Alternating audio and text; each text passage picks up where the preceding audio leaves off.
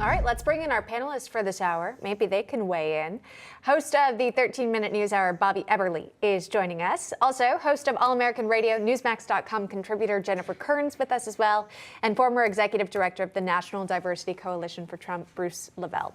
Panelists, welcome. Thanks for coming on, of course, this very busy news day. And Jen, we'll start with you. You can weigh in just the latest on how you are viewing the president's handling and response to the crisis overseas in Ukraine. Well, my take mirrors what the American people think of him, which is not much on this particular topic. You know, it's been interesting for over 30 days now. We've heard President Biden lead from behind and tell us why we can't do so many things for Ukraine out of fear of provoking Russia. I thought the NBC News poll was of great interest this week because it said that nearly 60% of Americans think we are already at war with Russia. I thought that was quite interesting. So what is President Biden waiting for? We're not quite sure.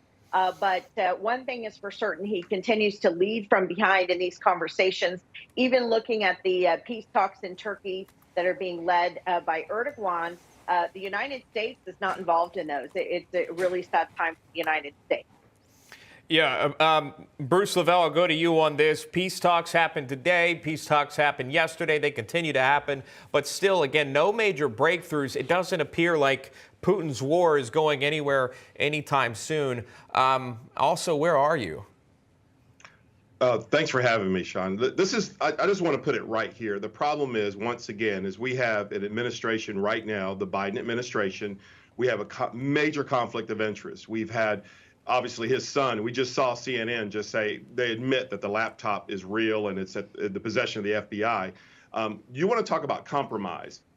This is a very dangerous situation we're in. We have a sitting commander-in-chief in the Oval Office who Jim Biden, his brother, and Ricchetti brothers and all his circle for many years have, pretty much become extremely wealthy on pay-to-play and access to the White House and various things like that. And you saw where, the family member, Hunter had $1 million+ from a, quote, Russian mayor. And now we have sitting on a Ukrainian gas board. And now we have, so you see where I'm going with this. So it's a very volatile situation. And Putin knows this. And so does the world. And so this is where I have to place it right here is why there's so much really chaos going on because, these folks are compromised, Sean. So I don't, I'm praying that there would be a better light at the end of the tunnel. But right now, this White House is compromised and the families, and I don't see a really good light until justice comes on all these folks that have been doing this pay to play. Well, real talk, Sean. Yeah, the Ukrainian forces just might not have the time. We'll wait and see how long they can continue to defend their country, Bobby. And that's why we do hear the president of Ukraine picking up the phone and calling President Biden, again, talking about the current state of the war. What do you think is going to come from that conversation?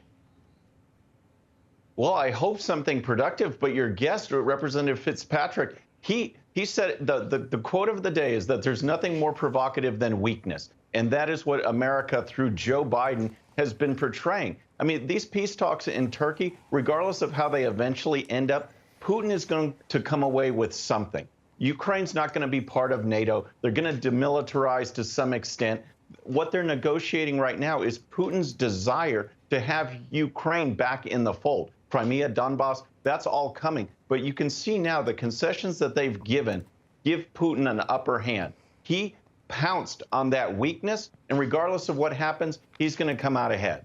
All right. We'll leave it right there. Panelists, if you could, stay with us. A lot to get to this hour. Let's ask our panelists what they think. Bobby Eberle, Jennifer Kearns, and Bruce Lavelle. And Jen, we'll start with you. If you're a PR person, I know you've worked in press shops before.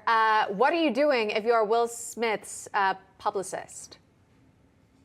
Well, I think Will Smith did the right thing in the aftermath. He came out and apologized yesterday to Chris Rock. I think what's interesting today is the polling that shows half of Americans actually blame Chris Rock for starting it, which shows where we're at with free speech and hurt feelings in this country, that people think that someone's spoken word is actually worse than a hand across the face. I thought that was a very interesting and telling signal about where we're at in America.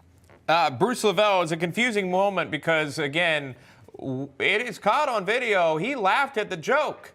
And then something happened in the clip, and he just reversed and marched on stage as if it wasn't funny.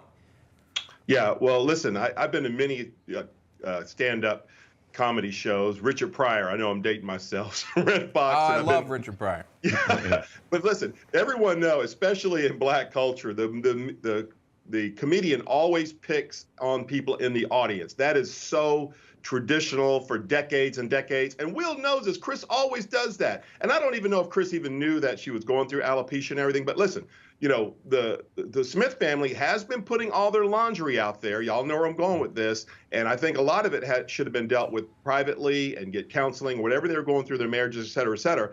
But listen, you cannot react on people talking or making some, fun of you or whatever. Keep your hands to yourself. That was a straight out assault, period. And, I saw this one with Janelle talking about, oh, that's standing up for black women. No, that's standing up for stupidness. If someone says something, you can lawyer up, or you can go privately and call them and say, hey, man, that was a little out of order. But men, listen to me.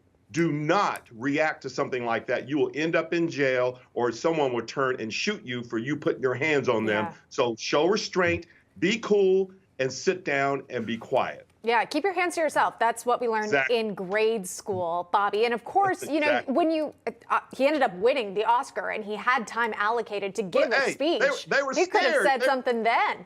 Oh, sure. Yeah, but they were scared. They were scared, like, didn't know what he was going to say. Jump on. Give him the award so we can get him out of here. Yeah. No, that's great. Bobby, it's just true though, right? We've got the numbers in, about 16 million tuned in to watch the Oscars here. This is what we're talking about. This was the takeaway, not really what was Best Picture, or Best Actress, but this moment. Yeah, absolutely. And you know what? I got to be honest with you folks. I didn't even know that the Oscars were this weekend until this story came up. And maybe Will Smith didn't think he was going to win and needed some kind of boost. You said 16 million. So that still ranks as the second lowest rated Academy Awards ever. Correct. Just ahead of, only ahead of last year's, which was dismal. This seems like the fact that he was laughing in the audience seems like a PR stunt to me. And the fact that this is what people are talking about shows how the weight and the elegance of the Academy Awards has gone down to just a dismal proportion. But again, I like Jennifer's free speech comment. That really hit it. I just want to read really quickly. I got a tweet about this from a mother. It says, my children ask why it's okay for adults to hit people and not get in trouble, but kids in school can get in trouble for fighting. Yeah. You have to think about that kind of stuff that's out there. Some kids are tuning in and watching. Bobby Eberle, Jennifer Kearns, and Bruce Lavelle, thank you, panelists. Great discussion.